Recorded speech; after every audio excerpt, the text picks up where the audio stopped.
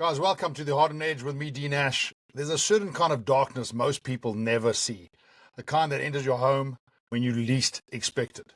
For Chris Herbst, that darkness came one night in South Africa. The power went out, two men slipped inside, headlamps on, knives drawn, a gun raised. In seconds, his home became a war zone. He was stabbed, shot in the face, bleeding out, fighting for his life and the lives of his wife and kids. This is not a movie. This is reality. In the episode, we dig deep into what it means to fight for survival, to confront death head on. A man who refused to die. Chris Herbst, really grateful to have you on here.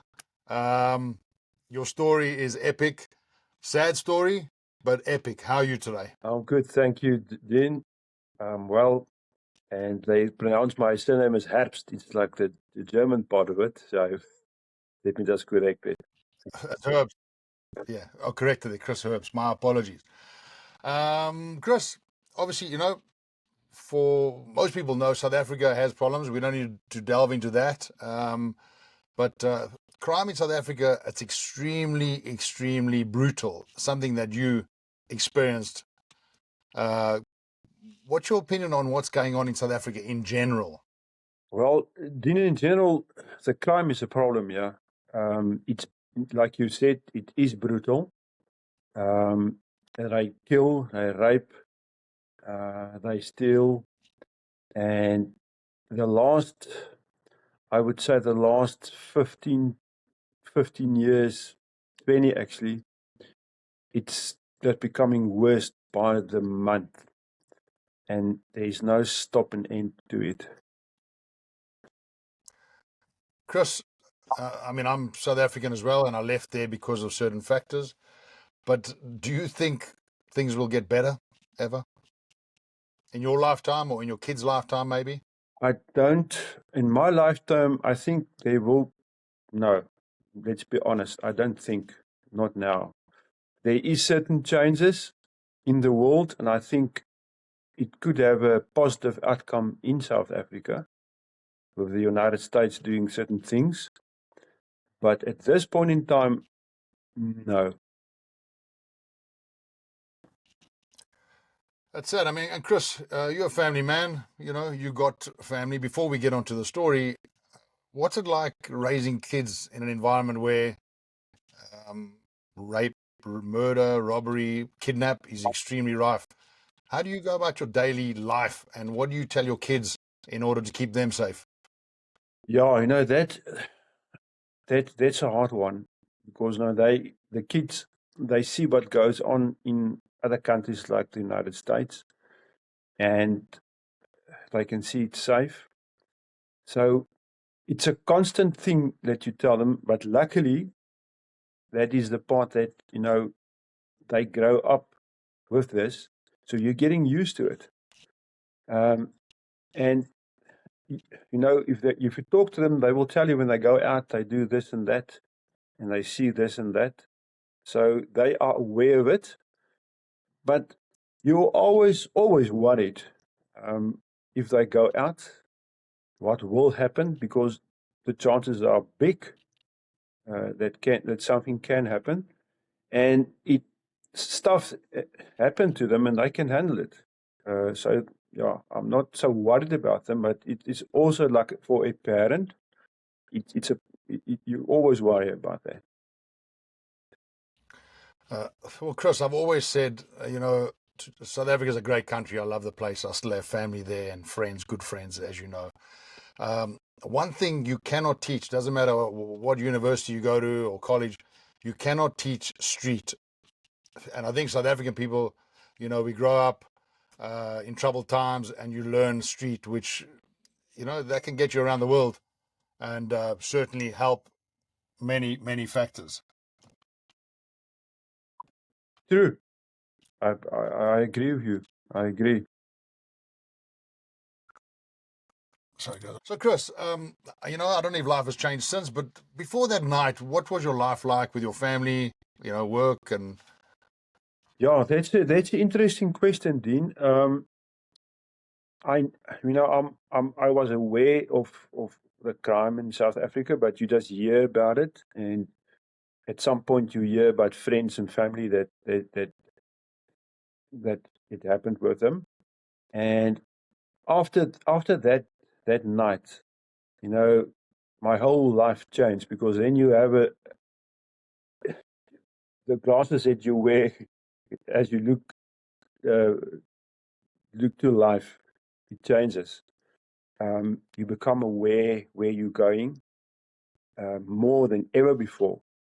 And I trained more. I actually trained my family with scenarios if something like that will ever happen. And what's the good thing, beautiful thing that came out of it, that people came to me and said, please train me. You are now experienced. Sad, but true, I am experienced now in something like that. And they asked me, please prepare us. And yeah, there's a few testimonies that we can talk about later. And yeah, that gives me a good feeling to think about that. I mean, Chris, talking about the training, give us a little bit of background on that. I know you're a Kalah instructor, and unfortunately, we always hope that people that know Kalah never have to use it. But in your case, you had to. If any man had to ever use it to the third degree, it was you. So, is this the type of training you've used on your family? Yeah, we can go into what happened if you want like to hear about that, what happened that night. So yeah, luckily I was trained in the Kalah combat and self-defense system. So what happened the day before the incident, we had a family gathering with friends, with the kids, and we were talking about. Funny enough, we were talking about a scenario that happened to me. And just to jump the story, a few days later, people said, "No, it's a joke. It can't be." We were joking and talking about it a few days ago, and now it happened to me. And we were talking about when somebody will, if it happens that somebody will come to your house and attack you, shoot you, and I said that is what I will do. And one of the questions that was asked to me was, if somebody wants to rape your wife, what will you do? Will you just lay there and say, please don't kill her? What will you do? And obviously you know the answer, but I will not do nothing. And the day after that, it actually happened. It happened to me in real life. And I had to what I learned, and that was what is nice about the training, the Kalah training. We do real life situations. So, and one of the situations that we used to train and still training is that we put a strobe light on, so you can't really see, and then somebody attacks you with a knife or he pulls a gun on you, and it's exactly what happened when that situation happened in my house. And we can do it now in detail what actually happened. But one of the things that happened, they had lights on their, headlights on, so I couldn't see. So I had to fight them without really seeing what's going on, and that's where the real good training came in. So, Chris, we'll get onto that. Just leading up to the day of the attack, was there anything that felt off, suspicious? Was it just another normal day for you? It was a normal day. There's nothing. I couldn't see any suspicion. There was people in front of my house. I didn't give any attention to that, but I found out later that those people they planned the attack. And in Africa, they call it the African signs. They will use certain things, bottles, color objects, rocks, a stone, a stick, to indicate the distance to the target, and then exactly what the target is.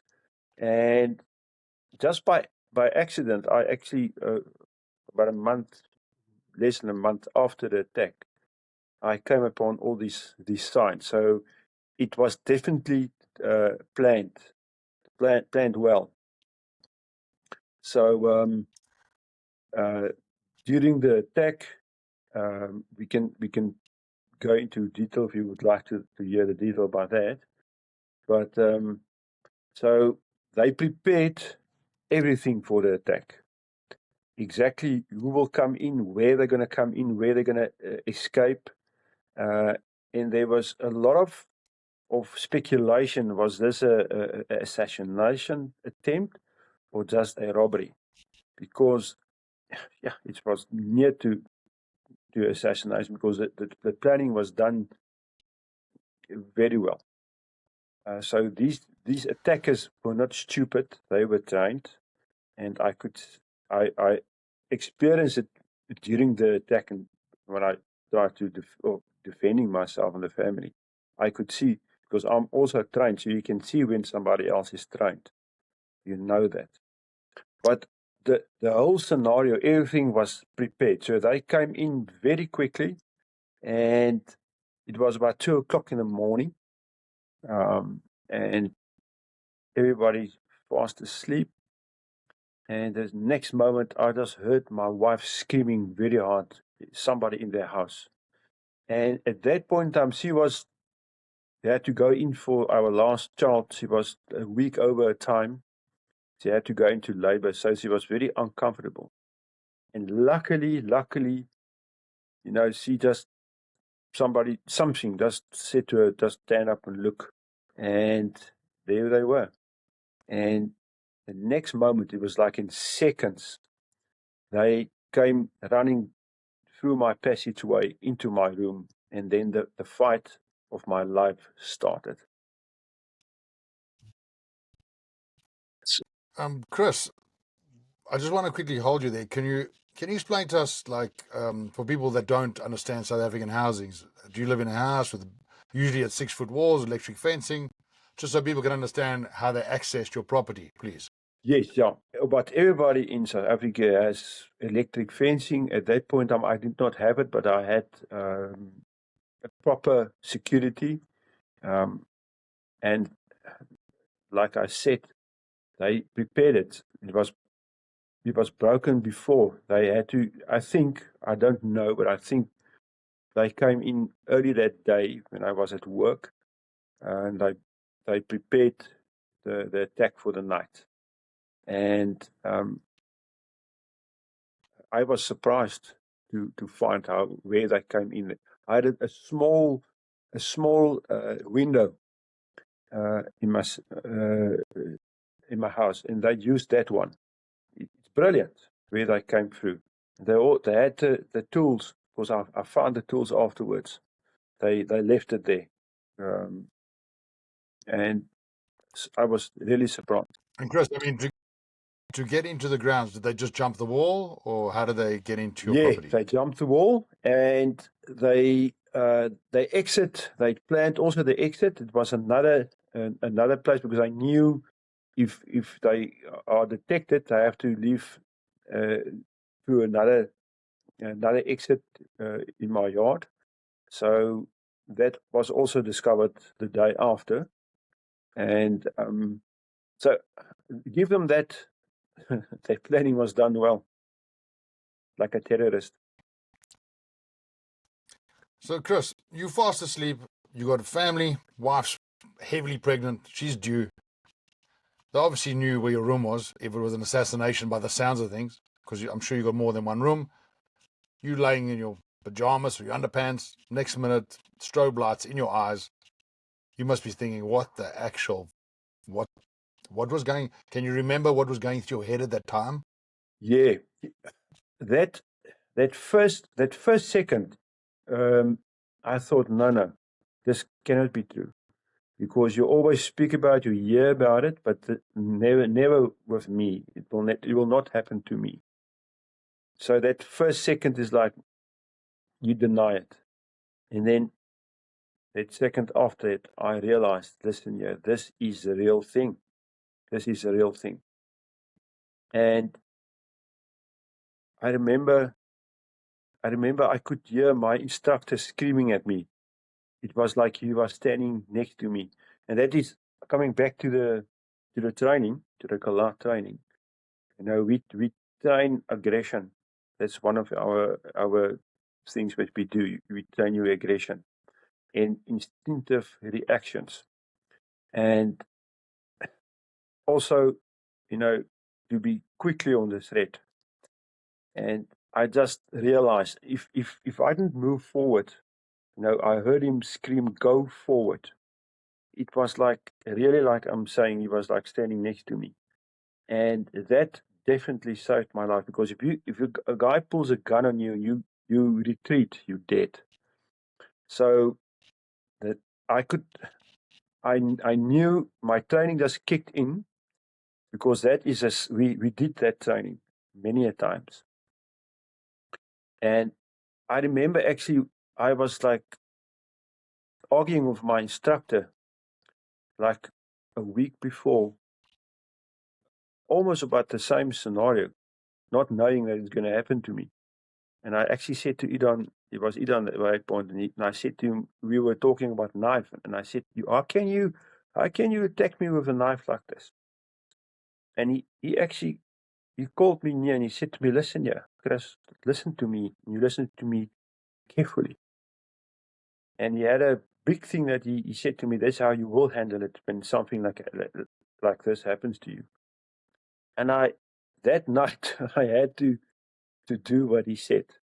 Luckily, we trained it, and I kept my mouth shut, and I've done what he said in training.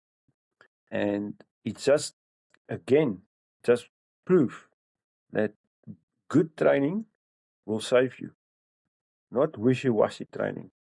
It must be real life situations, and our training is like real life. It happened, and I said it in a previous conversation. That night, the attack became like a training session. So that also helps you to focus on what you need to do. Things happen fast. That is very true. But if you do the real life training more every time, harder, if the attack happens, most likely you will experience it like a training session. Yeah. So that was okay. To coming back to your question, that the first second was like, no, it can't be, and then you realize, listen, yeah, this looks familiar. It looks like a training session, but this is real life, so I need to move. And I started to move forward. And what he actually did, he pulled the gun and he tried to shoot me in, like the shot should have went off here. He would take somewhere around here. And to make it now short, we have training for that as well, to deflect the gun. And then the fight started.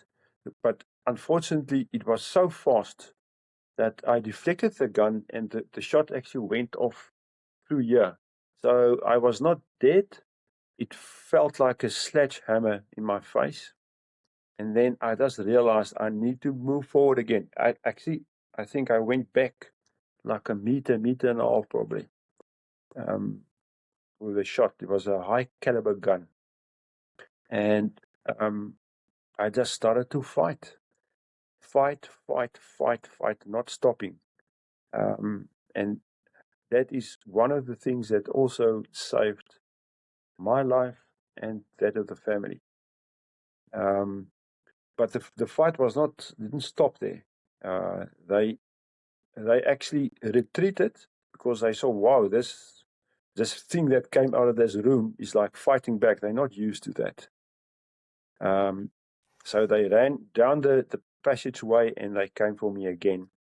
And then I took cover again in the room just next to mine where my daughter was sleeping. So he came there again, and the fight started there again. And then, at some point, I tried to put the alarm on, or just to activate the alarm, so that I could get help, because I was feeling I'm losing a lot of blood, and it's adrenaline. You're working hard, and I remember I was waiting for him at the back of that door, and he couldn't find me. So I heard him. He was standing still and listening, and then he heard the blood. So I tried to put my hand here just to stop, not stop the blood, but that he can't hear me, because I want to surprise him. And so the fight started again. We were fighting. He couldn't get a shot on me. Chris, was that dripping blood that he could hear? The blood was dripping from your It face. was, more than dripping. Yeah, it was flowing. I lost a lot of blood.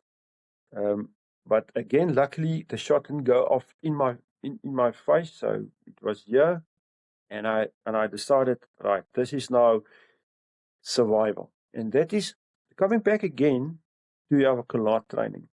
We teach the students to survive. We put them under heavy pressure, and not to give up. It is one of the things. And again, that night, I realized, listen, this is now, you have to survive. And the training just kicked in again. Survive. And at some point I came out, it was dark, I couldn't see anything. And I think that the loss of blood gives you a tunnel vision. So, you can feel your stents, it's flowing out of your body. And there was the second guy came for me, and he had a knife. So he tried to cut my throat. That did not work. I fought him back. At some point, I also got a lekker. We have a hand-to-hand fight in the Kalah that you also know is the elbow. So that was very, very, very effective. Afterwards, we found hair, the hair that came out from the elbow shot, and that also bought me some time. But in that probably 5 minutes, he got in a lot he used his knife on me. I think there was nine times that he got me with a knife, but he couldn't kill me. The idea was to kill me. And what actually happened, I got one in the shoulder, a deep one, and that is one of the training that you do if you train Kalah, and you do knife defense.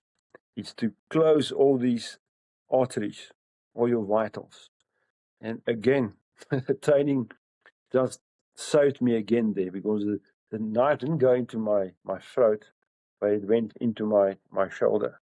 But okay, it cost me, because then I had just one arm to work with to fight them. And at some point, I was giving them a hard time, and I could hear they were talking, and I also, at that point, I smelled the marijuana that they were smoking. I think this will give them more power, whatever they do with that, but I could smell that. And I was in my room where my daughter slept, and I said to her, listen, I'm bleeding out. She was 12 by that time. And I said to her, take something and break the window and get out here. Because if I'm not going to make it, because at some point he said to me, we were fighting, and I had the door between him and me, just to get some power back, to get my breath back. And he said to me, I want her. So he actually said he wants to rape her. That's what he said. What he meant. Hold on, Chris. sorry, Chris, you're busy dying, and he's telling you he wants to rape your daughter. That is correct. Yeah, he said that to me. And you know what? That when he uttered that words, that all the years of Kalah of my training came back like a superhero into me. It's like becoming Hulk. And I just decided there, I'm willing to die. And I remember because I could feel all the loss of blood. And I look at the room and I said, "Oh, this is the last time I'm going to see this room. But before I go tonight, I'm going to fight this guy. He will not touch her. I don't care what's going to happen." And luckily, she broke the window. She got through the window, and I said to her, "Go to the neighbors." So she got out safely. So the other two kids were still in the house, but they were safe. My other son, I threw him underneath the bed in that same room, and I was just scared maybe if they shoot again, so that they don't shoot him. And I started fight. I will fight until the end, yeah. And I went out again. There was a skirmish again. We fought. I got a shot in. He tried to slash my throat again. And at that point, I said, "Okay, right. I can feel my power is dropping because of the loss of blood, and I know the alarm is just near there. There's a button that you have to just keep it in for 3 seconds, and the alarm goes off." And at that, as I was doing that, from somewhere around he came. I didn't see him, and he tried to put the knife into my hand, into the wall, like to crucify me. But yeah, I fought him again, and I couldn't activate the alarm. The fight was too intense. So, and at that point, they realized, listen here, this guy, we shot him. You can see a lot of blood, because as I fight them, the blood was all over. It looked like a slaughterhouse. People that came in the next day, they were puking because of all the blood, and it really looked like a horror movie. I can tell you that. And the smell, the adrenaline in the blood, it looks like acid on the walls, all that good stuff. But these guys realized at that point, listen, yeah, I don't know what this guy is doing, but he's not dying, and he's fighting back all the time, and they're getting shots. And so there they decided they're going to run. So they executed their exit strategy, and they disappeared. So yeah, after Chris, yes, Chris, we've all had a cut in that, but you're bleeding profusely. You on death's door. You obviously you reignited some energy by him saying he wants to rape your daughter or take her, which was a bad thing for him to say, because that just made the superhero in any father to, as it did in you, to come out. But Chris, what is it like? Because most people haven't experienced this. When you're bleeding so profusely, what is blood like? Does it become congealed? It's sticky. You're probably slipping around. Explain to us what it's like to be covered in blood like that. yes, a very good question, and I get that question a lot, and people forget about it. It's slippery. Even on your tiles, you have to. It's like wet. You can't run. You have to. And there was a lot of blood. And if you grab something, it's slippery. And there was a point where I had to try to the knife that he was in his hands, and I've mentioned it before when Iran said everything is full of blood. So you have to. We have certain ways to do that. The control that we do on knife fighting with the Kalah is totally different from any other system that I know, and that helped me. But coming back to your question, yes, everything is slippery, and you can, when you walk, it's slippery because there was a lot of blood. I think 1.5 liters, 2 liters easily, I think. And when you try to open a door, there's blood on it. You slip again. Very, very, very true, very valid question there. Chris, something I'm not sure. Could you not you couldn't activate the alarm, but could you not put the lights on? I wanted to do that, and every time I went for the light switch in the passageway, then I saw there's movement, and I went back for cover. The other thing is, the darkness. I like darkness. I always say I love the cover of darkness. So it's not always that you need, because I know my house, and that's just Sure. and they don't know that. But they were clever. They've put off all the lights. So I don't know why, because they had lights. They had those lights on their foreheads. And I decided I wanted to put it on at some point, and I decided no, I know exactly where I am. I know what's going on. I'm going to use it. And that cover of darkness actually, at the end of the day, helped me a lot. So, Chris, you've been shot in the face, stabbed multiple times. How long is this fight going on for now? Or what was the total amount of fight for survival time? Look, I can tell you, it feels like 2 hours. It's not 2 hours. But if I guess, it should have been half an hour, 40 minutes. And that is a long time. If you go fully out for that, I was done afterwards. I'm telling you, done. Because I've used all my power, all my energy. And I also lost a lot of blood. People said to me that the next week they came in to clean my house, and they said I could not believe how many blood they had to clean in my house.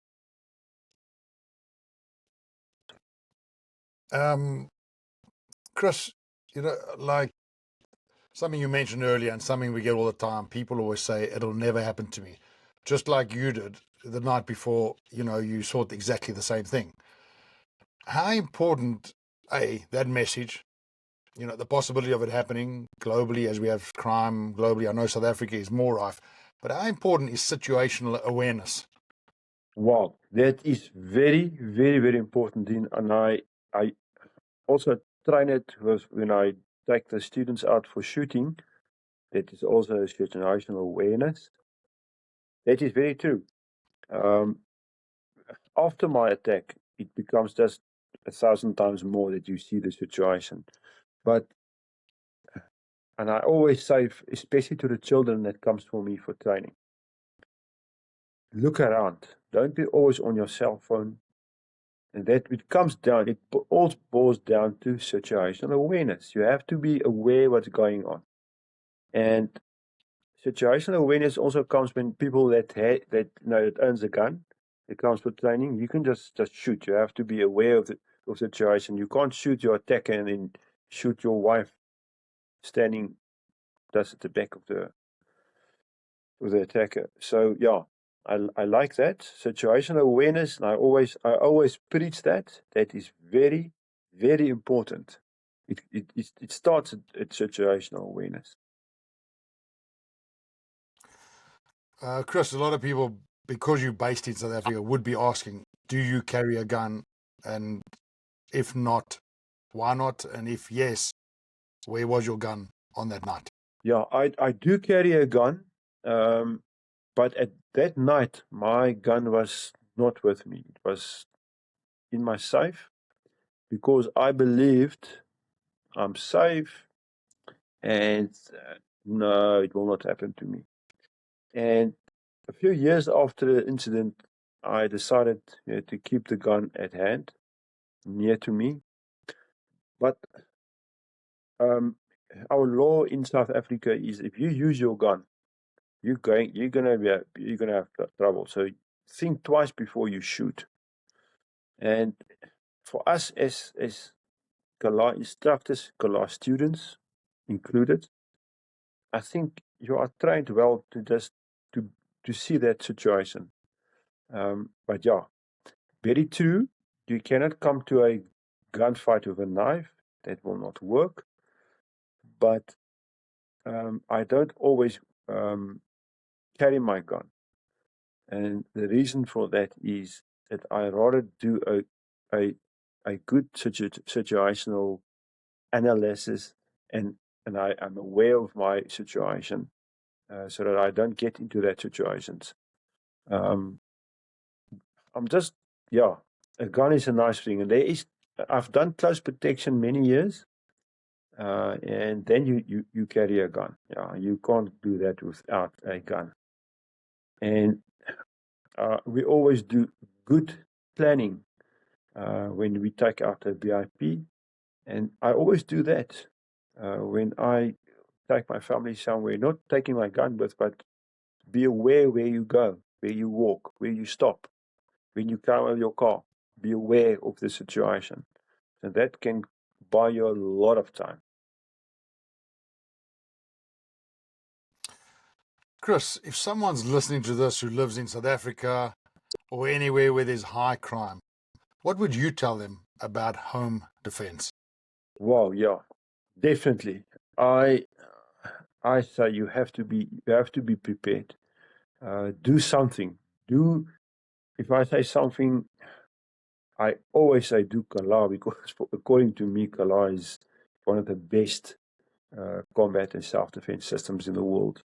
But be prepared. You can't live in South Africa and say, no, I'm safe and nothing will happen to me. It's just a matter of time that someone's going to try it. Be prepared. Really, really. Have a plan in your house. If something happens, what will you do? And what will you not do? What will the family members do? What will you do as the head of your family?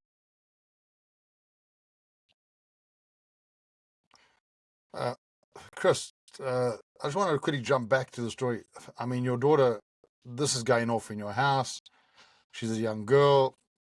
What was your family's reaction and response while this is going on?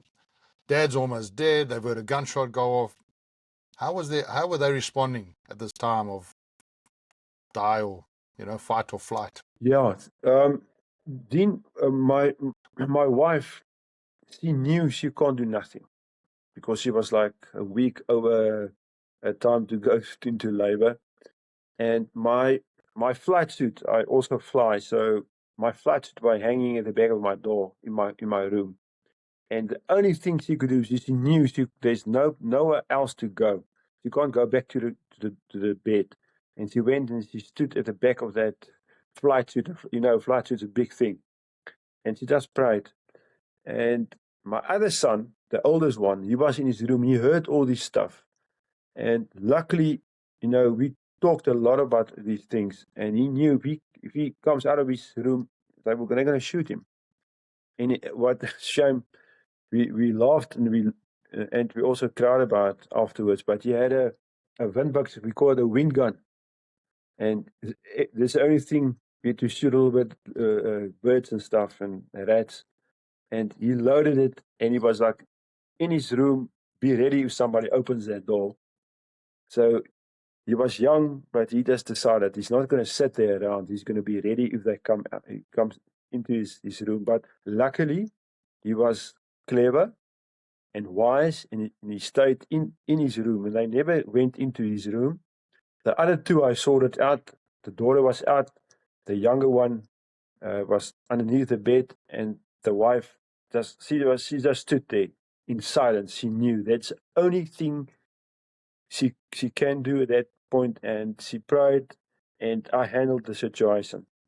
And that was the good thing to do.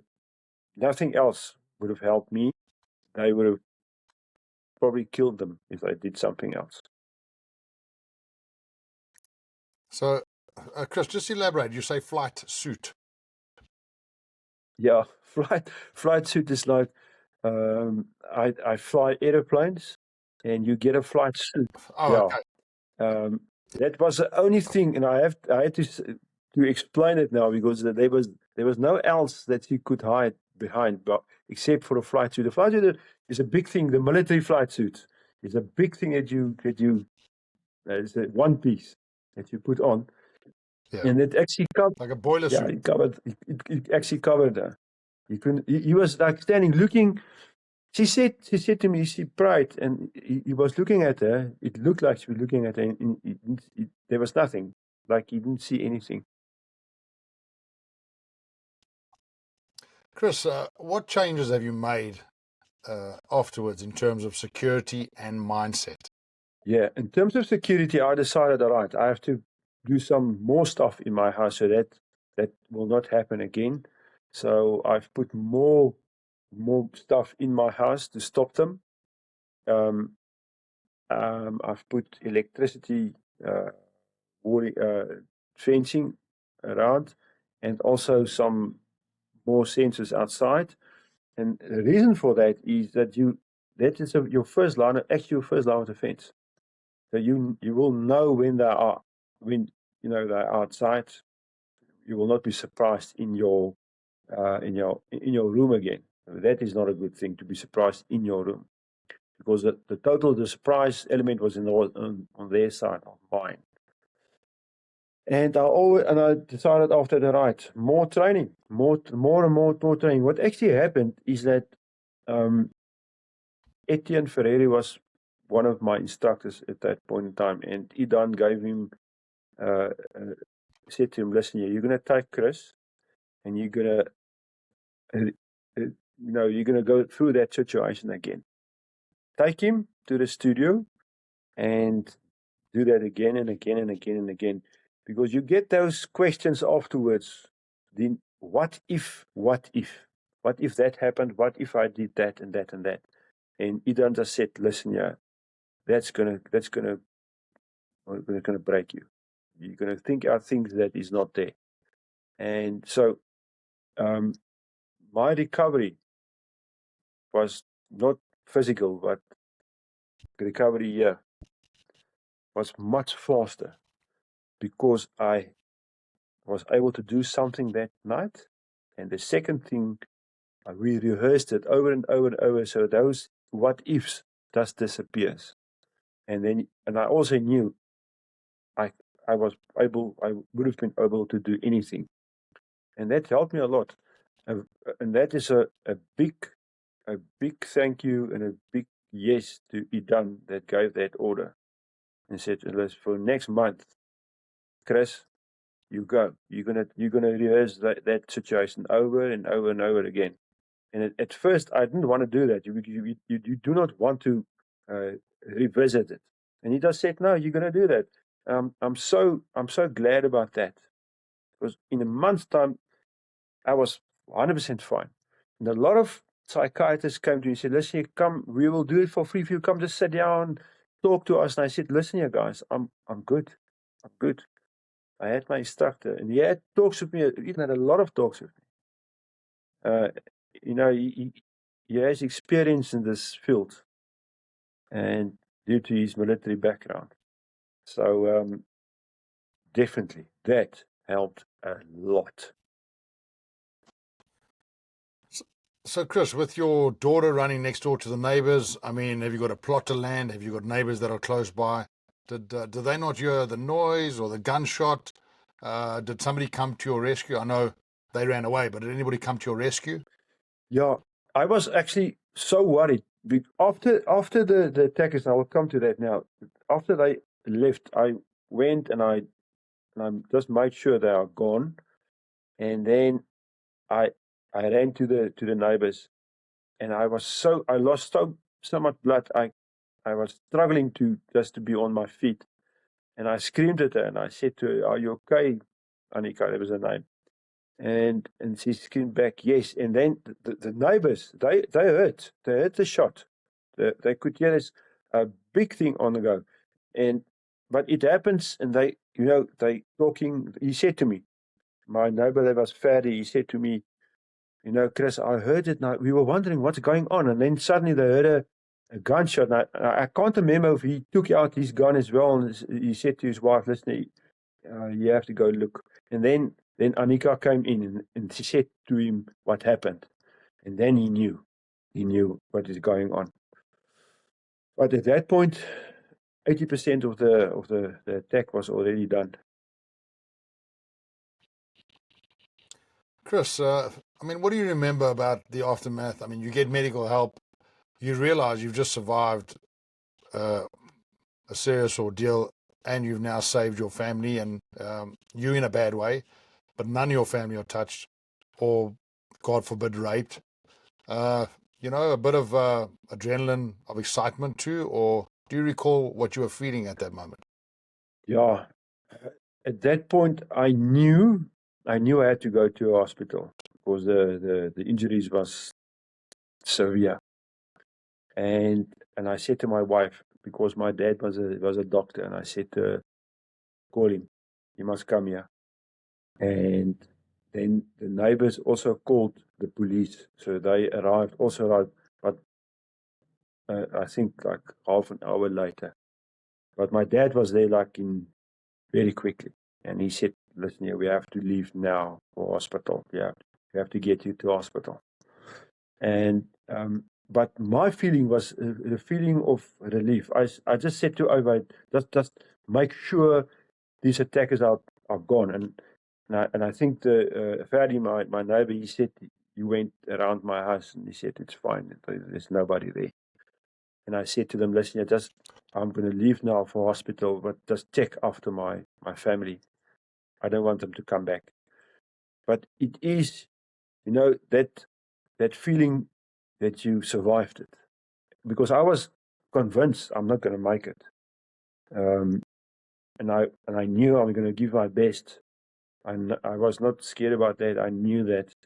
But it was a relief. And I asked all the family, are you okay, okay? And everyone said, we're okay, Dad, we're okay. And then I said, all right, I'm leaving now for ICU hospital. So, yeah, then we left. Chris, two questions. Do you have flashbacks, and do you still live in the same house? Yeah, I do have flashbacks. Unfortunately, I do have it, but not that frequent. So I think I do have that post-traumatic stress syndrome. At some point, you just becoming aggravated.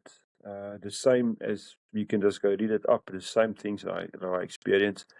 And I knew at some point he done realized it, and he just said, come here. So he just helped me with that. Yeah, you do get it, but I'm fine with it. It's not that I have breakdowns and I'm crying, and no, it is not that. But that is normal. I know that will come. Sometimes just a smell will activate it, a smell of blood, and I handle it. I know how to handle it, and I get over it. And your question about, do I still live in this house? Yes, I do.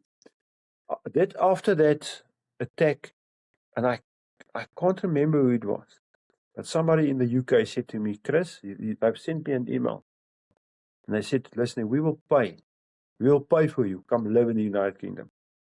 Live there. Leave. We will see that you get a job and a place to stay, and we will sort you here. And I decided, no, I'm going to stay here. I will show them. I will show everybody. I will stay, and I will not be scared. And so, yeah, I'm still living here, and I've changed the house a little bit, so it's not a reminder. But sometimes I see the place, and I say, yeah, I take that, and I'm not saying to myself, it's almost year where I died. I say, it's year where I had the overhand over my attackers. And Yes. survived. Chris, this ordeal, how's it changed your relationship, your experience? How's it changed your relationship with fear? Are you less fearless, or you still have your wits about you? Yeah, you become fearless. You become fearless because suddenly you think, I've survived this. And there's times in situations where I experience fear. That's for damn sure. We all do that. And, Idan also used to say to me, he's also sometimes scared, but because of the training, you know what you can do. So yeah, he's scared. There's 20, let's say, terrorists waiting. He knows, but he's scared, but he knows the training. And that gives you that courage to, let's go. I know what's going to happen, what's going to come because of the good training. So I experience, give or take, the same thing. And I've said to myself, don't be totally fearless because that will kill you. And I remember my dad was a big game hunter in his younger days. He shot all the big five, and that was something he loved. And he said the same thing to me. He said, you become fearless. You don't fear a lion, an elephant, a buffalo, nothing. But that can kill you because, you will get a surprise. That is a lesson that I've learned. So I'm aware of not to becoming too fearless. Chris, odd question, but I mean, you're still here, and thankfully, you're alive when you should have died. Why do you think that is? Belief, your fight training, protection of your family? Yes, Dean, that is, I like your question. Number one is the grace of God. He protected me that night. And, the other thing is the training. Now, I have the best training or the best instructors. And I say the best instructors in the world. And, the training covers everything from knife defense, knife attack, gunfighting, gun disarm, everything, is a highly effective system. And I believe, we also learn to adapt to situations and survive. So, saying that is a contributing factor to survive an attack like this. And unfortunately, we don't have the crystal ball to say what's going to happen.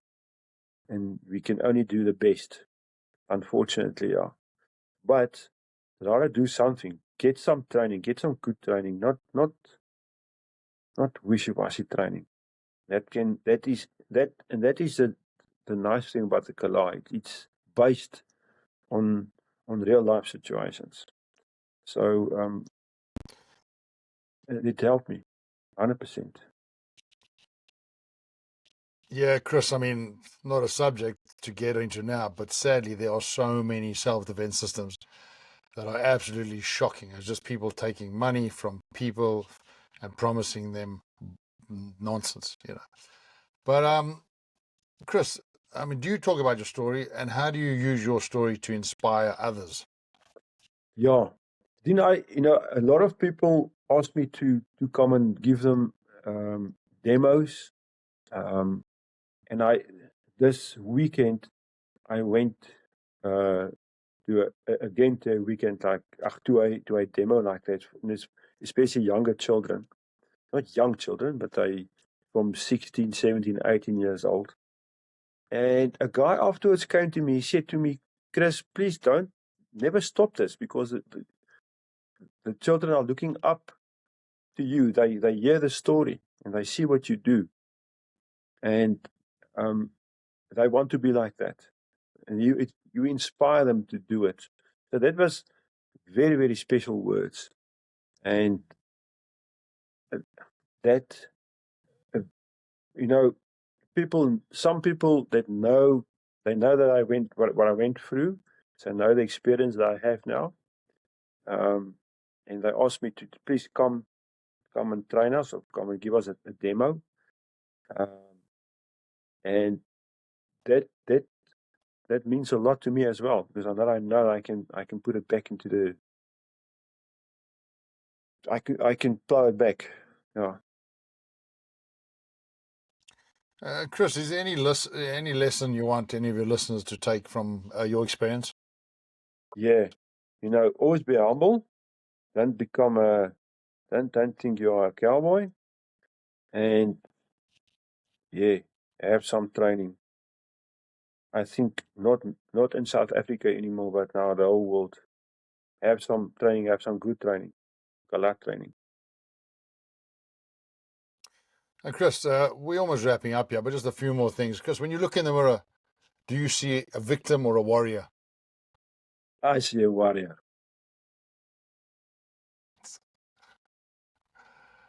And Chris, sorry, just to tap back, you said you trained your kids and your family, and obviously they've grown since this thing happened. So, Chris, just if you can tell us when it happened, and are you training your family Kalah combat as well? Yeah.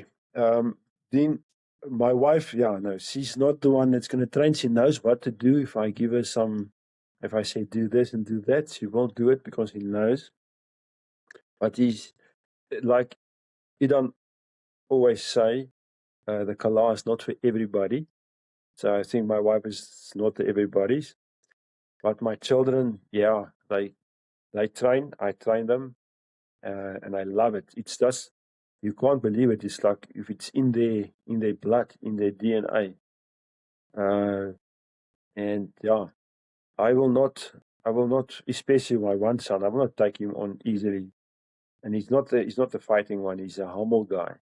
But yeah, I've put him through the paces, and I think I know he will do. He can do. He will survive. And I mean, Chris, obviously your kids know they're at an age now. They probably heard you mention the story, and they've lived it through you and through your voice and your experience. And obviously there was scars and being shot in the face. Um, how are they today with what happened on that night? Are they scarred from it, or have they dealt with it? They dealt with it, and I made sure that is the situation, that is the case, because I didn't want them to have a scar. If I allowed that, then I give the attackers the upper hand in that sense. So no, they have no scars at all. Chris, yeah, I found a very powerful statement on closing here. I just wanted to read it actually. When you've been to the edge of life, when you felt your own blood on your hands and thought this is something changes in you forever. You're a survivor and a reminder that strength isn't built in the gym or on the battlefield. It's built in moments when you refuse to quit, even when everything is falling apart. Guys, I want to thank you, all the listeners. Please follow, share, like, and subscribe. Chris, to you sharing this traumatic event, and also, for people that live in South Africa that will suffer this, God forbid, to understand you got to fight till the end, because you're living in a country where crime is so rife. But Chris, I appreciate your time, and I wish all the best for you and every South African. I got family there, so I always wish the best for them, pray for them. But to you, brother, blessings, and thanks for listening, everyone. God bless. Thank you, Dean.